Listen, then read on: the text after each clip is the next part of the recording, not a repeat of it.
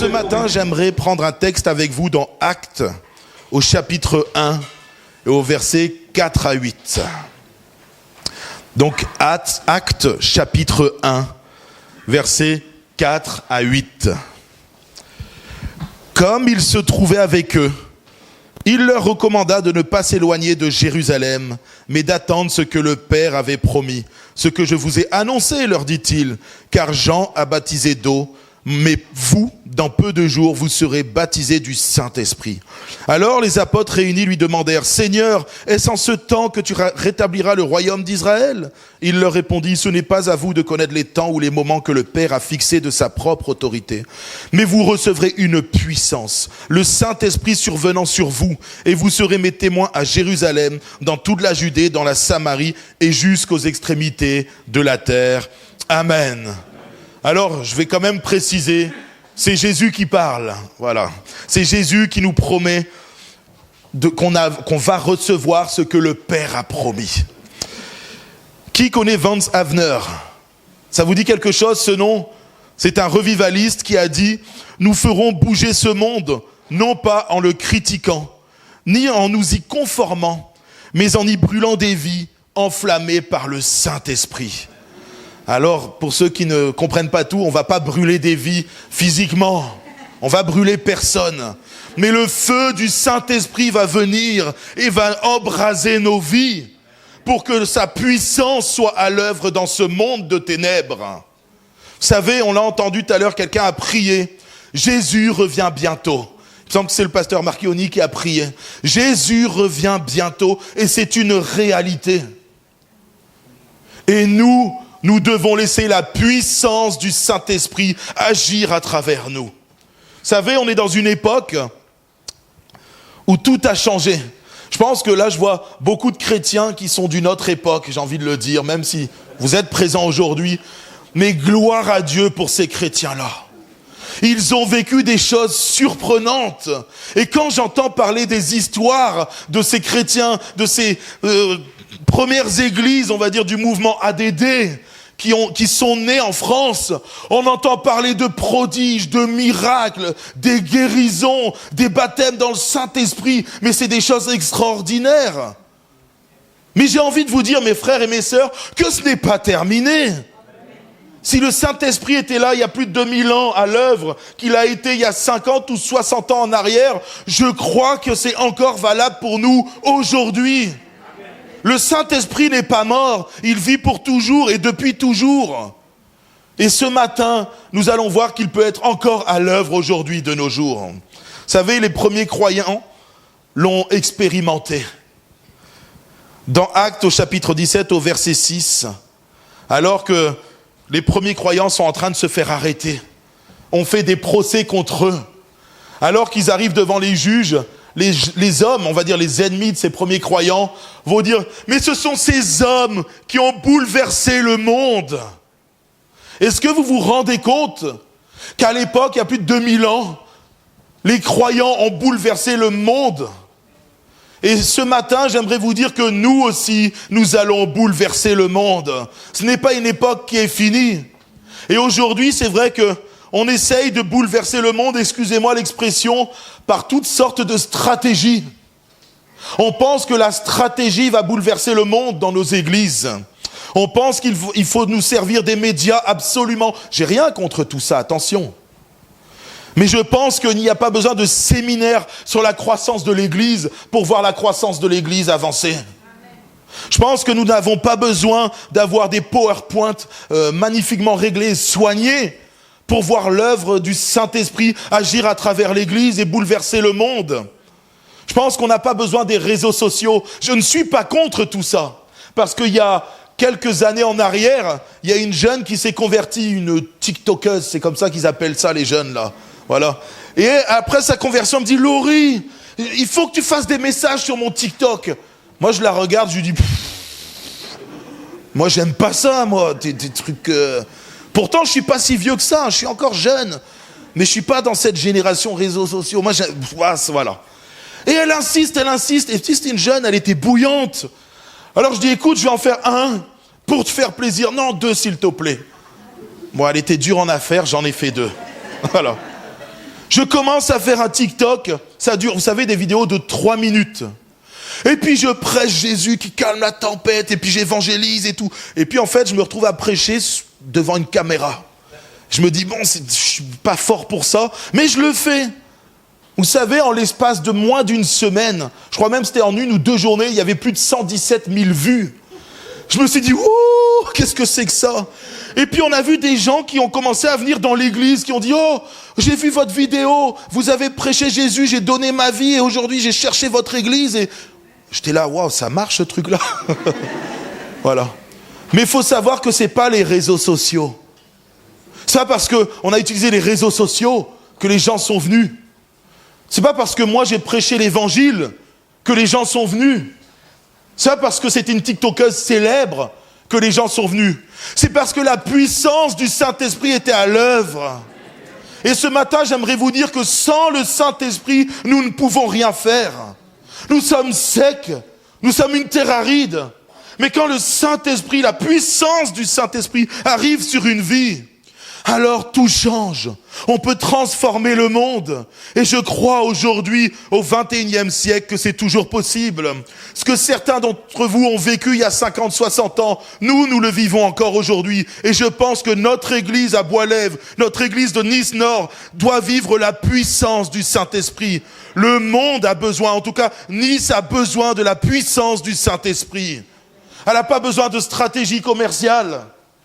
Elle n'a pas besoin de super louange, même si j'aime la louange. Et merci mon frère, il est où Laurent? Merci pour la louange ce matin, sois béni avec l'équipe, on veut vous bénir. C'est important que vous nous entraîniez dans l'adoration pour notre Sauveur et Seigneur Jésus. Mais je pense que l'Église a besoin de la puissance du Saint-Esprit. Aujourd'hui, on nous fait toutes sortes de techniques commerciales. Comment évangéliser en 18 points? Comment faire des disciples en 35 clés? Il y a des clés, vous savez. Moi, je crois qu'avec la puissance du Saint-Esprit, le monde a été bouleversé. Et le monde sera encore bouleversé. Ouais. Au point où même, le monde, pendant longtemps, a connu le nom de Jésus-Christ. Peut-être pas de la meilleure des façons. Il y a eu énormément d'erreurs dans les églises du passé. Je parle du catholicisme, etc. Mais d'une certaine façon, le nom de Jésus a été propagé. Le monde a été bouleversé. Et ce matin, j'aimerais vous dire que les premiers croyants se sont appuyés sur le Saint-Esprit. Les premiers croyants se sont appuyés sur le Saint-Esprit. Regardez Pierre à la Pentecôte. Le Saint-Esprit descend, la puissance de Dieu descend sur terre. Il prêche 3000 conversions. Il n'avait pas fait une étude de marketing en disant « Ce jour-là, on va voir, il y aura tous les Juifs du monde entier qui reviennent parce qu'ils viennent donner leurs offrandes, la dîme au temple et tout ça. Donc c'est maintenant qu'on va faire en sorte que le Saint-Esprit... » Il y était pour rien. Les 120 qui étaient dans le Cénacle, dans la chambre haute à ce moment-là, n'y étaient pour rien du tout. Si ce n'est qu'ils avaient obéi à l'ordre de Jésus qui leur disait « Attendez la promesse que le Père vous a donnée. Elle va descendre, attendez-la. » Et 10 jours après, la puissance du Saint-Esprit tombe. Et on entend comme, vous savez, des vents violents, des langues de feu qui descendent sur la bouche des gens, sur les gens. Ça devait être quelque chose d'impressionnant. D'ailleurs, pourquoi un vent d'ailleurs? Pourquoi le bruit du vent? C'est quand même marrant hein, qu'on représente souvent le Saint-Esprit par un vent. C'est parce que le terme qui est utilisé, alors je ne veux pas me tromper hein, parce que je ne suis pas un hébreu ni un grec, mais voilà, il y a 2 termes qui sont utilisés pour décrire le vent. Alors c'est rawash. Voilà, excusez-moi s'il y a des hébreux dans la salle des Juifs, pardonnez-moi. Voilà, vous viendrez à la fin me dire, pasteur, ça se prononce de telle façon. Ça veut dire le vent, mais également le souffle ou l'esprit. Le terme grec, c'est pareil. Dieu s'est révélé par un vent puissant dans cette chambre haute. Et ce matin, j'aimerais vous dire que Dieu veut encore se révéler par un vent puissant ici ce matin.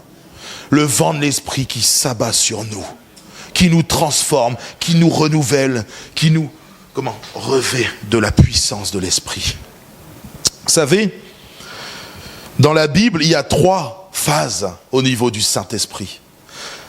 Dans Jean 14, Jésus parle à ses disciples et il dit « Aujourd'hui, le Saint-Esprit est avec vous, mais bientôt, il sera en vous. » Il y a parfois des personnes qui côtoient les églises.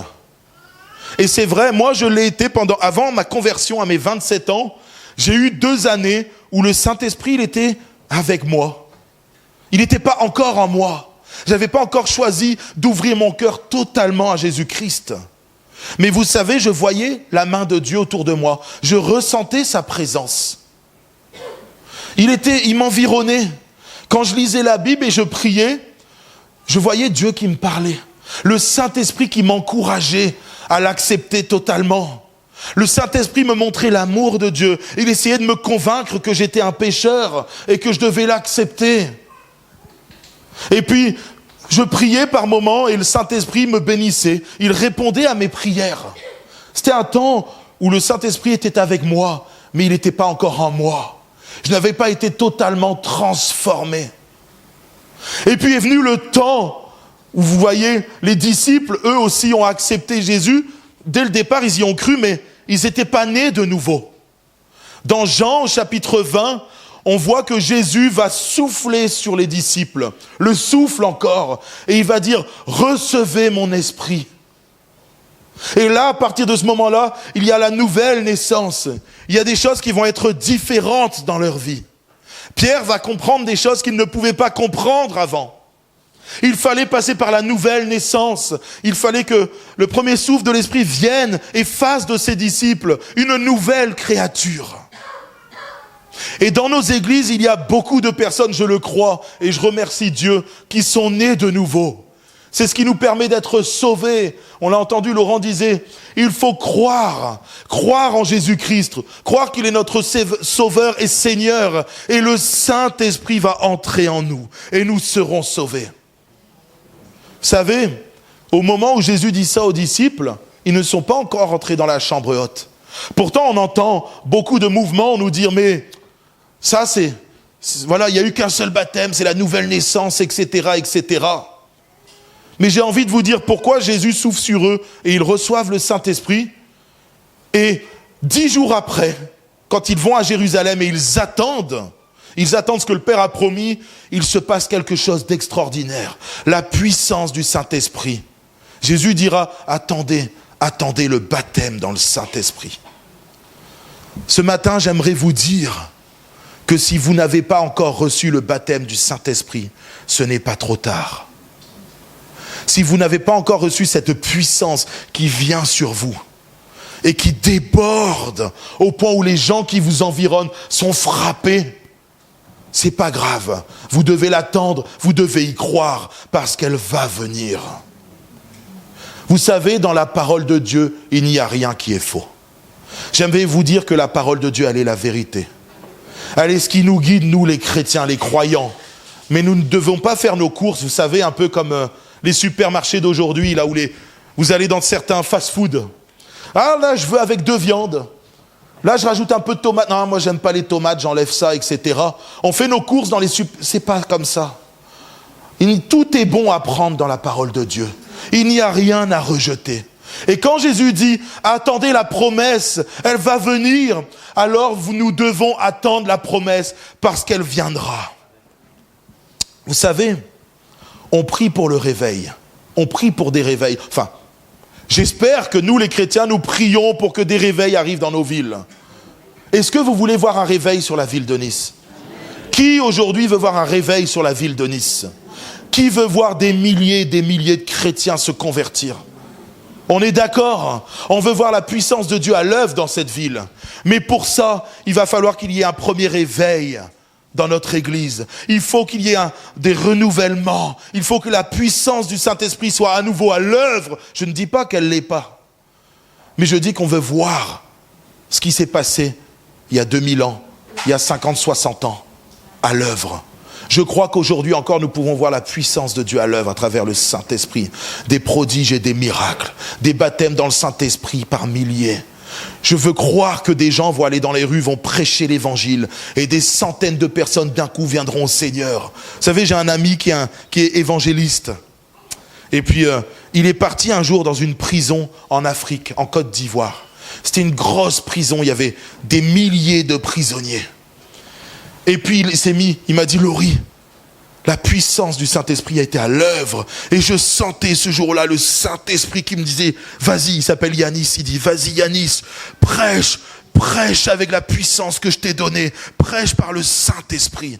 Et ce jour-là, il s'est mis à prêcher la parole de Dieu. Il a évangélisé cette foule dans la prison. Et vous savez, ce jour-là, 5000 hommes sont venus au Seigneur. 5000 personnes ont donné leur vie à Jésus-Christ. Et le problème qu'il avait ce jour-là, c'était de savoir, mais mince, il va falloir les baptiser, comment on va faire ? Et vous savez, il est retourné dans un voyage, il a fait un appel aux dons parmi plusieurs églises, afin qu'on puisse acheter des baptistères, vous savez, gonflables et tout ça, qu'on puisse baptiser les gens de cette prison. Ça a mis beaucoup de temps pour les baptêmes. Mais en une fois, la puissance du Saint-Esprit est venue toucher les cœurs. 5000 hommes ce jour-là ont donné leur vie à Jésus. Quand je vous dis que c'est possible, c'était il y a 2 ans. C'était pas il y a 50 ans, 60 ans ou 2000 ans en arrière. Le Saint-Esprit est toujours à l'œuvre aujourd'hui. Et le désir de Dieu, c'est que nous puissions être revêtus de cette puissance, de ce manteau de puissance, que nous puissions déborder de la puissance du Saint-Esprit. Vous savez, tout au long de notre vie, dans notre histoire chrétienne, dans l'histoire de l'Église, il y a eu de grands réveils, de très grands réveils. Le premier réveil, il se trouve dans les années 1720. C'est un réformé néerlandais, voilà, qui a propagé l'évangile.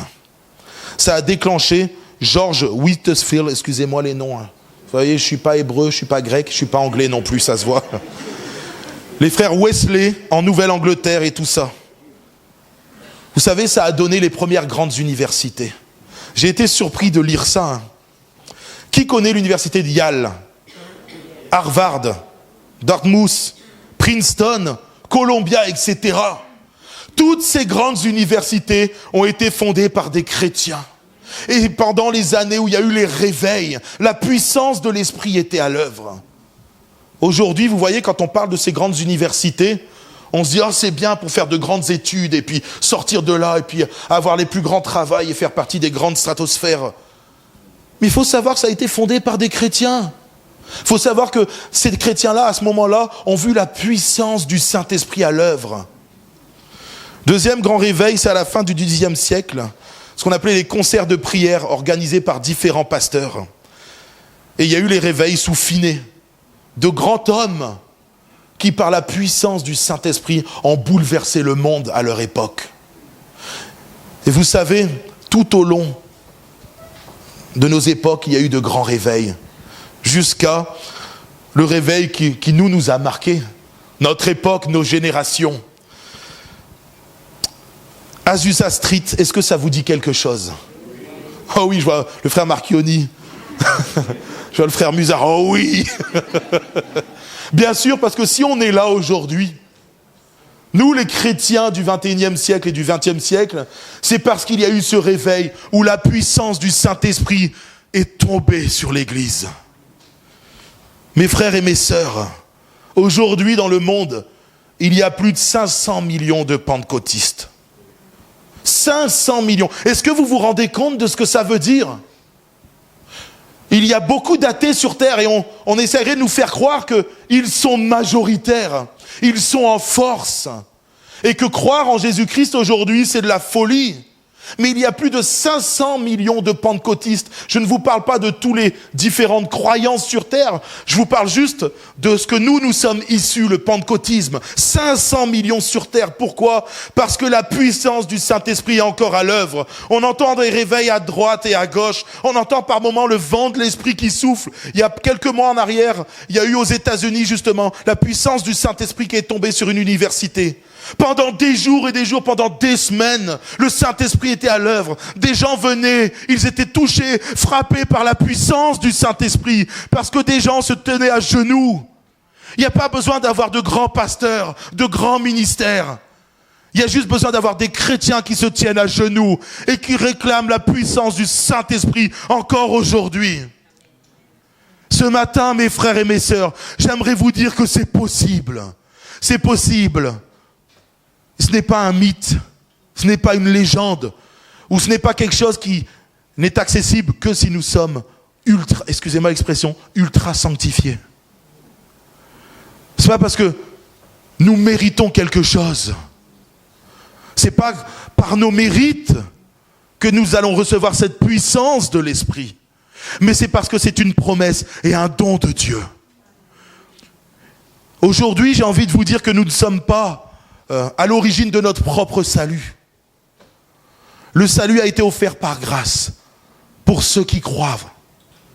Nous n'y sommes pour rien dans notre salut. Vous savez, le fait d'avoir accepté, d'avoir juste ouvert nos cœurs à l'amour de Dieu, d'avoir ouvert nos cœurs quand il nous proposait de nous sauver, ne fait pas de nous notre, comment on va dire ça, propre chef de notre salut. Le salut a été offert par grâce. Et ce matin, j'aimerais vous dire que c'est Jésus qui est venu et qui s'est offert pour nous. C'est Dieu qui a décidé d'envoyer Jésus-Christ. Ce matin, j'aimerais vous dire que Dieu a offert Jésus-Christ à la croix pour chacun d'entre nous. Et aujourd'hui, c'est Jésus qui nous envoie le Saint-Esprit pour que nous puissions être baptisés. C'est un don de Dieu. Nous n'y sommes pour rien. Et nous n'y pouvons rien. Vous savez, moi j'ai été frappé, excusez-moi l'expression, par la puissance du Saint-Esprit quand j'étais jeune. Et je méritais rien du tout. On était dans une salle comme ça. On était une centaine. Plus d'une centaine de jeunes. Et je me rappelle de cette époque, j'étais très jeune, j'avais 13 ans. Et j'aimais Jésus. Et pourtant je ne méritais pas quoi que ce soit, vu la vie, excusez-moi, dépravée que j'ai eue après. Je méritais au contraire rien du tout. Et alors qu'on était dans une salle, alors on n'a pas entendu un vent violent, comme au temps de la Pentecôte. On n'a pas vu des langues de feu descendre sur nous. Mais d'un coup, tout le monde s'est mis à parler en langue. Moi, je me rappelle, j'étais dans cette salle, j'aimais Jésus, mais j'étais quelqu'un de très turbulent. Ma mère, qui est là, pourra vous le dire. J'étais très speed, je bougeais dans tous les sens. J'arrivais pas à tenir en place. Et ce jour-là, c'était la réunion qui durait. Et puis, on était dans un temps de prière. Et puis là, on sent comme une présence, une puissance surnaturelle. On était là et d'un coup, je me sens comme envahi de quelque chose, d'un sentiment merveilleux, une puissance incontrôlable. Et je me suis mis à parler en langue. Et autour de moi, tout le monde se mettait à parler en langue. Les gens pleuraient. Des jeunes de 13, 14, 15 ans se mettaient à genoux. On ne savait pas ce qui était en train de se passer. Ça tombait sur nous. Mais ce jour-là, il y avait une puissance qui s'était abattue sur nous. C'était la puissance du Saint-Esprit. On est ressorti de là et on était bouleversés. Bouleversés. Et il y a des gens qui sont sortis de là. Il y a eu des ministères, des pasteurs, etc. Des chrétiens, des diacres, des gens qui servent encore dans les églises aujourd'hui. La puissance du Saint-Esprit est encore d'actualité, mes amis. Ce n'est pas quelque chose qui est dépassé. Et peut-être qu'aujourd'hui tu te dis, mais moi je n'y arrive pas, je ne mérite pas, je ne suis pas assez bien. Enlève ça de ta tête. Tu ne seras jamais assez bien d'ailleurs, j'ai envie de te dire. D'accord ? Moi je ne suis pas assez bien, pourtant je prêche l'évangile. Pourtant je suis là devant vous, je suis votre pasteur. Mais si je prends le standard de Dieu, personne n'est parfait, je ne suis pas assez bien. Mais c'est ça la grâce. Dieu donne son salut à des gens qui ne méritent pas. Dieu donne ses dons à des gens qui ne méritent pas. C'est ça son amour. Et ce matin, j'aimerais te dire que c'est pour toi. Si tu es assis dans cette salle ce matin, Dieu veut te parler. Et Dieu veut te dire que ce matin, c'est possible pour toi aussi. Il te suffit de croire comme tu as cru en Jésus-Christ. Simplement comme tu as ouvert ton cœur et tu as cru qu'il allait entrer. Et il est entré. Ce matin, pour le Saint-Esprit, c'est pareil. Il te suffit de croire que Jésus a déjà envoyé le Saint-Esprit. Il faut te saisir de cette promesse. Vous savez, on réagit tous de façon différente. Quand j'ai reçu Jésus dans ma vie, quand j'ai décidé de laisser Jésus entrer totalement dans ma vie, et qu'il soit le maître total de ma vie, ce jour-là, je me suis effondré, je pleurais. Je pleurais. Il y en a d'autres qui ont juste dit oui, j'accepte Jésus comme sauveur et Seigneur. Et ils l'ont accepté et Jésus est entré aussi. Le Saint-Esprit, c'est pareil. Certains vont réagir d'une façon particulière. Ils vont être bouleversés, pleurer. Et d'autres vont être touchés simplement. Ce matin, j'aimerais vous dire que si tu es baptisé du Saint-Esprit, ça se voit. Ça se voit dans ce qui va se passer dans ta vie. J'ai le témoignage de quelqu'un qui disait, je me rappelle d'une soirée où j'avais... C'était pas le bon témoignage celui-là. Hop, excusez-moi, la technologie et moi, ça fait deux comme les réseaux sociaux. Dans ces moments-là, alors que j'étais étudiant à l'université de Biola, l'Esprit est venu dans ma propre vie. Mais je n'ai pas vécu une expérience émotionnelle formidable. Le Seigneur m'a touché, je savais qu'il m'avait touché à ce moment-là. Mais ce n'est que plus tard que j'ai commencé à constater les changements significatifs dans ma vie. Ma foi n'était plus sèche. Elle n'était plus comme auparavant. Lorsque j'étudiais la Bible, ce n'était plus simplement une discipline. Ce jeune-là était en train de dire qu'il n'était plus obligé de se forcer à lire la Bible parce qu'il savait que ça allait le nourrir. C'était devenu un régal. Et partager la parole autour de lui, ce n'était plus devenu une obligation. C'était quelque chose qui faisait battre son cœur. Sa foi a pris une autre dimension. Et quand il s'est mis à propager la parole de Dieu, tout était différent autour de lui. Parce que ce soir-là, il a été baptisé du Saint-Esprit dans sa chambre. J'ai envie de te dire que le Saint-Esprit, ce n'est pas seulement quand on est un grand groupe. Ce n'est pas seulement quand il y a un pasteur qui est là et qui va dire attention, ce matin, le Saint-Esprit va tomber sur toi, etc. Tu peux être dans ta chambre, seul, dans la présence de Dieu. Et le Saint-Esprit peut s'abattre sur toi. Et crois-moi, ça va bouleverser ce que tu es. Oui, la nouvelle naissance te sauve. Et c'est le principal, et gloire à Dieu. Mais le baptême du Saint-Esprit te donne une dimension différente. Quand tu témoigneras, ça sera différent. Vous savez, c'est comme si parce que quand on est de nouveau, on devient des guerriers pour Dieu. D'accord ? On devient l'armée de Dieu. L'armée du Dieu vivant. Mais imaginez-vous une armée qui part sans bouclier, sans épée au combat, sans armes. Ça va faire mal. On va aller en face des soldats, là. On sera en face à face. Vous savez, comme j'aime ces films historiques, vous savez, où on voit les batailles, les gens, ils ont des épées, ils courent et tout. Mais imaginez-vous que vous courez sans épée comme ça. Et en face, ils ont des gros boucliers, des grandes épées. Mais quand on va arriver là, au contact, ça va faire mal. On va se faire taillader.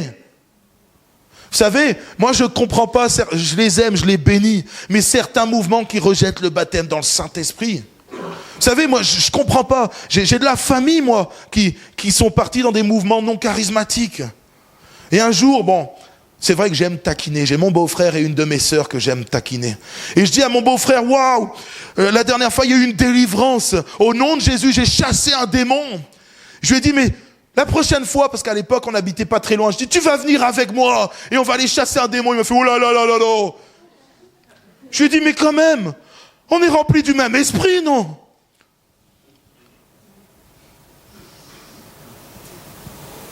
Mes frères et mes sœurs, la puissance du Saint-Esprit, elle est indispensable si on veut voir le monde changer. Vous savez, c'est pas avec mes belles paroles que je vais aller dans la rue et dire aux gens, convertis-toi, Jésus est bon, Dieu est bon, etc. Bien sûr qu'il faut le dire, ça fait partie de ce que nous devons faire, nous devons prêcher l'évangile.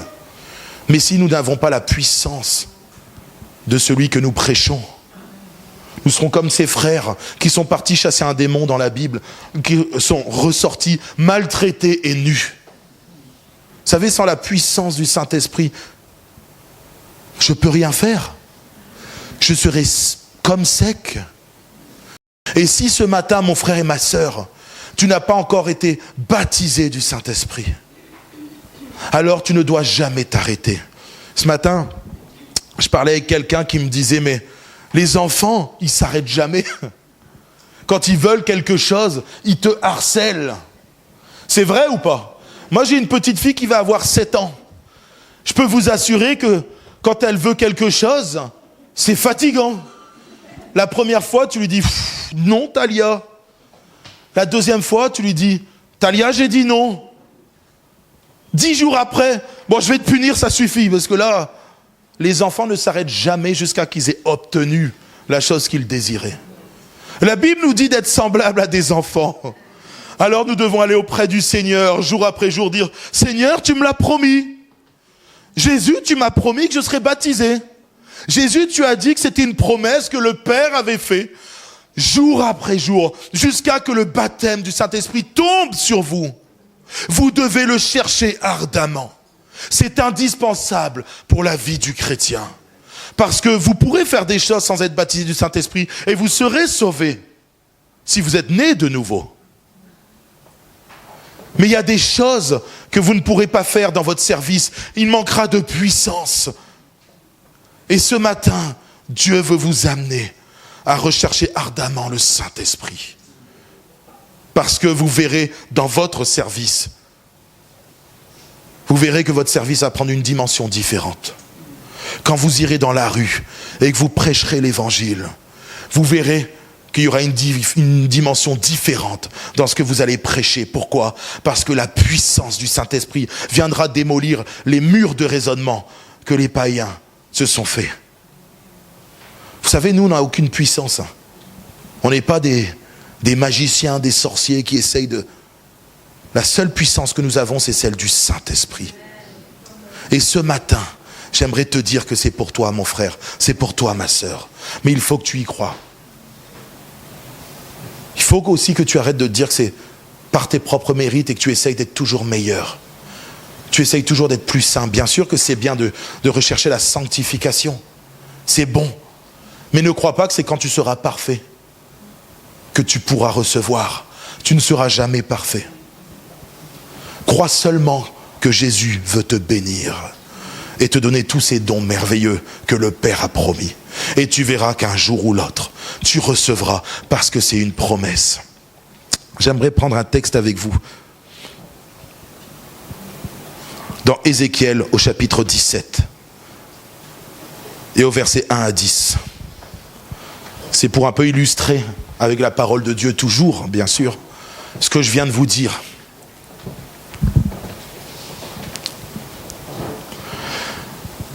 Ézéchiel chapitre 37 verset 1 à 10. La main de l'Éternel fut sur moi, et l'Éternel me transporta en esprit, et me déposa dans le milieu d'une vallée remplie d'ossements. Il me fit passer auprès d'eux, tout autour, et voici, ils étaient fort nombreux à la surface de la vallée, et ils étaient complètement secs. Il me dit, fils de l'homme, ces eaux pourront-ils revivre? Je répondis, Seigneur éternel, tu le sais. Il me dit, prophétise sur ces eaux et dis-leur, ossements desséchés, écoutez la parole de l'Éternel. Ainsi parle le Seigneur, l'Éternel à ces eaux. Voici, je vais faire entrer en vous un esprit et vous vivrez. Je vous donnerai des nerfs, je ferai croître sur vous de la chair. Je vous couvrirai de peau. Je mettrai en vous un esprit et vous vivrez. Et vous saurez que je suis l'Éternel. Je prophétisais selon l'ordre que j'avais reçu. Et comme je prophétisais, il y eut un bruit. Et voici, il se fit un mouvement. Et les os s'approchèrent les uns des autres. Je regardai et voici, il leur vint des nerfs, la chair crue, et la peau les couvrit par-dessus. Mais il n'y avait point en eux d'esprit. Il me dit, prophétise et parle à l'esprit.